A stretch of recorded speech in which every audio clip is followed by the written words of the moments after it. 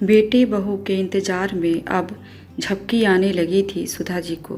तभी दरवाज़ा खुलने की आवाज़ सुनकर बुजुर्ग सुधा जी ने दरवाजे की ओर देखा तो सामने बेटा शोभित और बहू प्रिया अंदर की ओर आ रहे थे। ये क्या लगा रखा है तुम दोनों ने?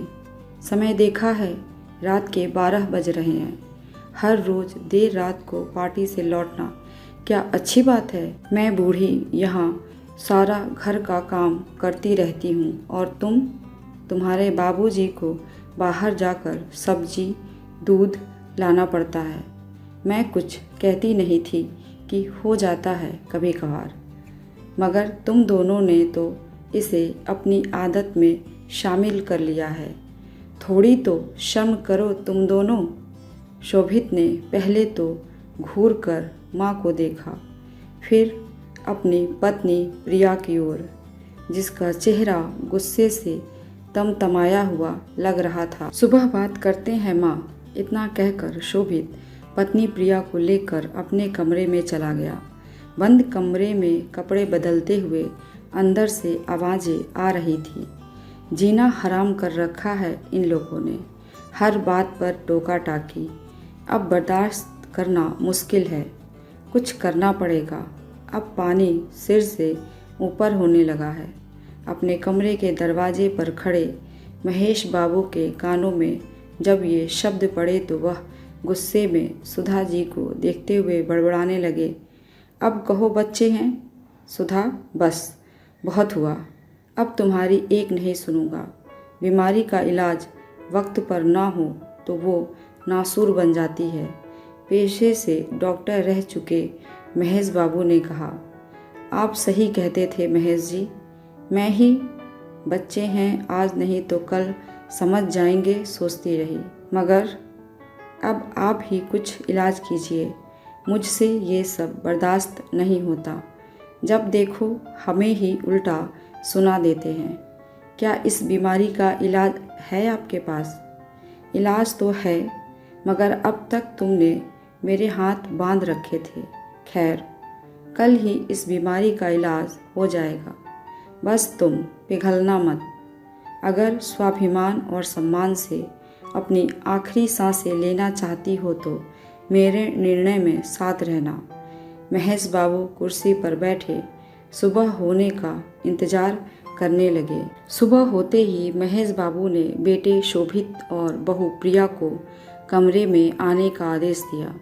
जैसे ही दोनों महेश बाबू के कमरे में पहुँचे तो महेश बाबू ने सुधा जी से कहा कि वो कोर्ट वाले पेपर्स निकाल लाएं। पेपर्स? कैसे पेपर्स माँ? शोभित ने पूछा तो वहीं प्रिया ने तीखे लहजे में कहा, मुझे काम से बाहर जाना है, जाने में देर हो रही है। जो कहना हो जल्दी कहिए, बस जरा सा वक्त बेटा। महेश बाबू उठे और स्वयं ही लॉकर से पेपर निकालते हुए बोले और फिर कुर्सी पर बैठकर चश्मे लगाकर पढ़ने लगे। ये कोर्ट के एग्रीमेंट पेपर हैं शोभित।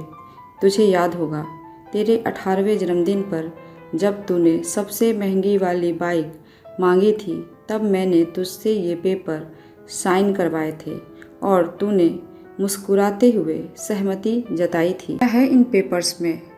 प्रिया एकदम से सक्रिय हो उठी, जबकि शोभित अभी तो सोच में ही था। इनमें लिखा है कि आजीवन शोभित को अपने माँ बाप की देखभाल पूरे प्यार और सम्मान के साथ इसी घर में रहते हुए करनी होगी और शादी के बाद उसकी पत्नी को भी। और अगर किसी भी परिस्थिति में वह या उसकी पत्नी अपने इस फर्ज से मुंह मोड़ते हैं तो हमारी संपत्ति पर उनका कोई अधिकार नहीं रह जाएगा। और इतना ही नहीं, शोभित को पढ़ाने में जो लाखों का खर्चा हुआ है हमारा, वो भी शोभित को ब्याज के साथ चुकाकर यहाँ से पत्नी सहित चले जाना होगा। इतना पढ़कर महेश बाबू ने पेपर की फ़ोटोकॉपी प्रिया के हाथ में थमा दी और कहा, बेटा जाने में देरी हो रही थी ना तुम्हें, तो जाओ फिर आराम से पढ़ लेना इन पेपर्स को। प्रिया के तो जैसे होश ही उड़ गए। मगर पापा जी, माँ जी, आप हमारे साथ ऐसा कैसे कर सकते हैं? मेरा मतलब, हम कैसे इतना पैसा? और हम कहाँ जाएंगे? शोभित थोड़ा हकलाते हुए बोला। रात को तो तुम कह रहे थे कि पानी सिर से ऊपर, कुछ करना पड़ेगा, वगैरह वगैरह। अब क्या हुआ पापा? वो शोभित प्रिया को देखकर बोला। हाँ पापा जी, हमें माफ़ कर दीजिए।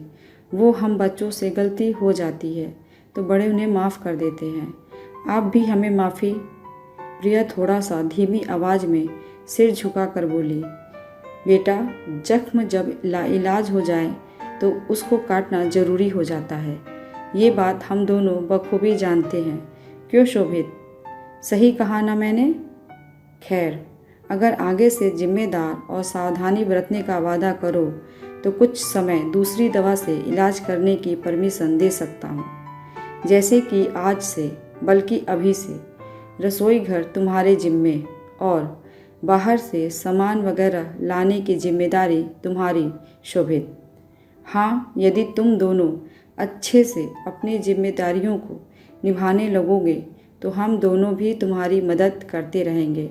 वरना एक और वसीयत तैयार की हुई है जिसमें हमारे बाद ये सब अनाथ आश्रम को। नहीं पापा जी, नहीं। हम दोनों अपनी जिम्मेदारियों को बखूबी निभाएंगे। शोभित और प्रिया एक साथ बोले। ठीक है, तो शुरू हो जाओ। महेश बाबू ने जैसे ही कहा, प्रिया तुरंत रसोई घर की ओर नाश्ता बनाने के लिए चली गई तो वहीं शोभित थैला लिए सब्जी लाने। महेश बाबू के समझदारी से घर में अब सब ठीक हो गया था। महेश बाबू जहाँ भौं को हिलाकर मुस्कुराते हुए सुधा जी की ओर देख रहे थे, वहीं सुधा जी भी मुस्कुराने लगी थी। आखिर देर से ही सही उन्हें बीमारी का सटीक इलाज जो मिल गया था। कैसी लगी आपको ये कहानी? कमेंट करके ज़रूर बताइएगा। ऐसी ही कहानियाँ सुनने के लिए चैनल को सब्सक्राइब कर लीजिए। मिलते हैं अगली कहानी के साथ। धन्यवाद।